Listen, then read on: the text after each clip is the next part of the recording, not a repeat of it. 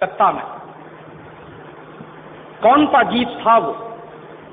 हिंदुस्तान में ब्रिटेन के लोगों के समर्थक बहुत बड़ी संख्या में रहे, और न सिर्फ ब्रिटेन के समर्थक रहे बल्कि अंग्रेजों के तलवे चाटने वाले घराने इस देश में रहे। अंग्रेजों की जी हजूरी करने वाले घराने इस देश में रहे, और जिन खानदानों ने अंग्रेजों के जितने ज्यादा तलवे चाटे, उन्हीं खानदानों का नाम इस देश में गर्व से लेते हैं लोग। जो अंग्रेजों के सबसे ज्यादा पिट्ठू बनकर रहे, जो अंग्रेजों के चरणों में साष्टांग बिछ जाते थे, ऐसे ही लोगों को इस देश के इतिहास में पढ़ाया जाता है। और ऐसा ही एक खानदान था जो अंग्रेजों की गुलामी में आकंठ डूबा हुआ था। उस खानदान का नाम था टैगोर खानदान। और उस टैगोर खानदान का एक व्यक्ति था जिसका नाम था रविंद्रनाथ टैगोर। उस रविंद्रनाथ टैगोर ने जॉर्ज पंचम के स्वागत के लिए एक गीत लिख दिया था। और ना सिर्फ उस आदमी ने वो गीत लिखा, बल्कि कलकत्ता में जब जॉर्ज पंचम पहुंचा और उस भरी सभा में जहां लाखों लोग उपस्थित थे, हिंदुस्तान की गुलामी का गीत गाया गया और ब्रिटेन के राजा का सम्मान किया गया। और ये काम रविंद्रनाथ टैगोर ने अपने मुंह से किया। और वो गीत कौन सा था जो रविंद्रनाथ टैगोर ने इंग्लैंड के राजा की स्तुति का गान करते हुए लिखा था?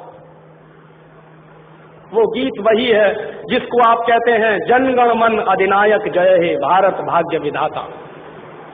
बहुत शर्म आती है मेरे जैसे आदमी को जब वो गीत गाने के लिए कोई मुझे कहता है कि ये गाओ। क्यों गाएं उस गीत को? रविन्द्रनाथ टैगोर तो चापलूसी करते थे अंग्रेजों की, रविन्द्रनाथ टैगोर तो चाटुकार थे अंग्रेजों के, और रविन्द्रनाथ टैगोर तो साइकोसेंट थे अंग्रेजों के। इसलिए उन्होंने अंग्रेजों के राजा के सम्मान में वो गीत लिखा था।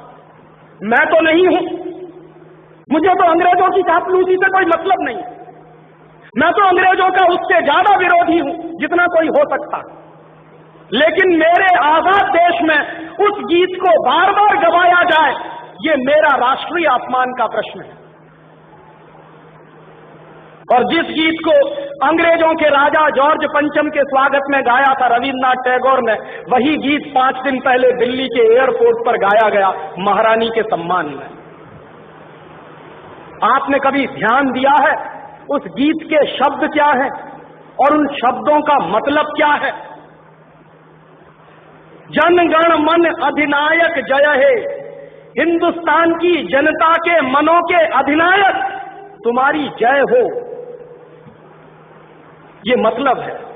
जनगण मन अधिनायक जय है माने जॉर्ज पंचम, तुम हिंदुस्तान की जनता के मनों के, जनता के गणों के अधिनायक हो, सुपर बॉस हो, इसलिए तुम्हारी जय हो। ये रविन्द्रनाथ टैगोर गा रहे हैं।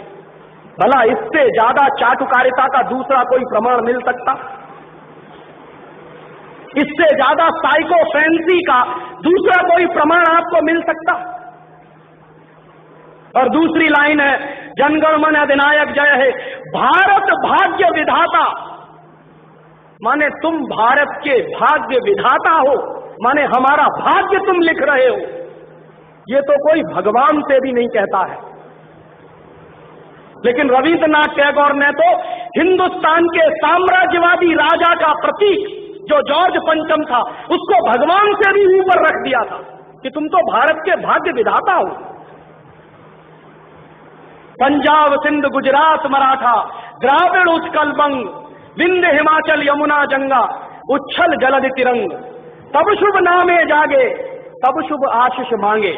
माने पंजाब सिंध गुजरात मराठा द्राविड़ उत्कल बंग, ये सारा हिंदुस्तानी इलाका तुम्हारे लिए आशीष मांग रहा है, तब शुभ आशीष मांगे, तुम्हारी भलाई की प्रार्थना कर रहा है।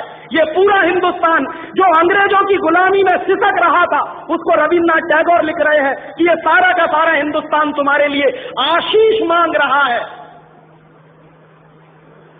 तब शुभ आशीष मांगे। और वो सारी की सारी आशीष हम तुमको दे रहे हैं अपनी तरफ से। और अंत में जनगण मंगल दायक जय हे भारत भाग्य विधाता, वही भारत के भाग्य विधाता तुम्हारा मंगल हो, तुम्हारा कल्याण हो। माने जो हमको गुलाम बनाने के लिए आए हैं, उनकी चाटुकारिता में कोई आदमी कितना बिक सकता है, इसका ये निकृष्ट नमूना है।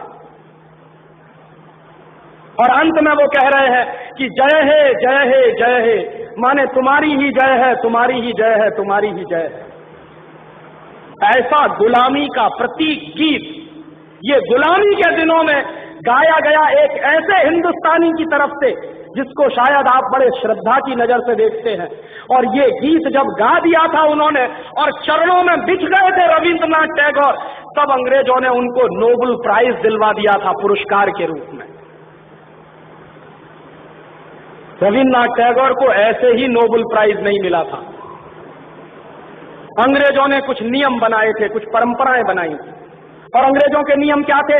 जो अंग्रेजों की जितनी ज्यादा चाटुकारिता करे, जो अंग्रेजों के जितने ज्यादा पैर चाटे, उसी को अंग्रेजी सरकार राय बहादुर का खिताब देती थी। उसी को अंग्रेजी सरकार हिंदुस्तान में और इंग्लैंड में नाइटहुड की पदवियां दिया करती थी।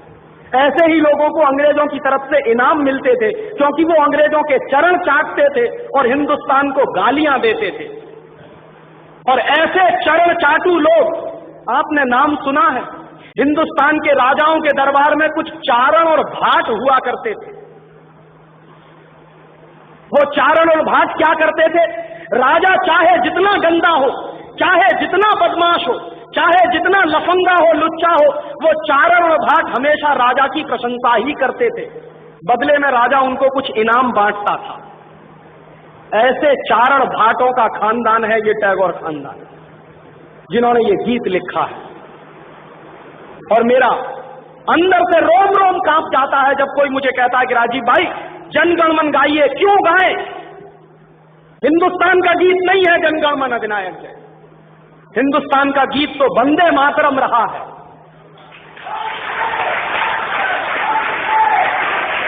और ये वंदे मातरम जैसा गीत जो हिंदुस्तान की आजादी की लड़ाई का प्रतीक था, जो हिंदुस्तान के लोगों में खून में जोश भरने का काम करता था, उस वंदे मातरम जैसे गीत को हिंदुस्तान में राष्ट्रीय गीत का दर्जा दिलवाने में 50 साल लग गया हमको, अब जाके हुआ है।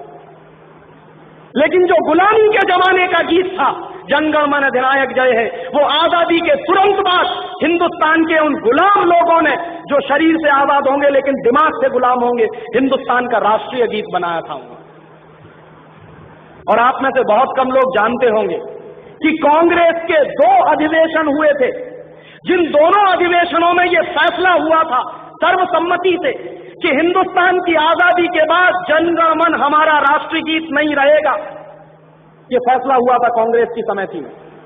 लेकिन उन्हीं कांग्रेस के लुच्चे नेताओं ने आजादी के बाद उसी को अपने देश का राष्ट्रीय गीत घोषित करवा दिया।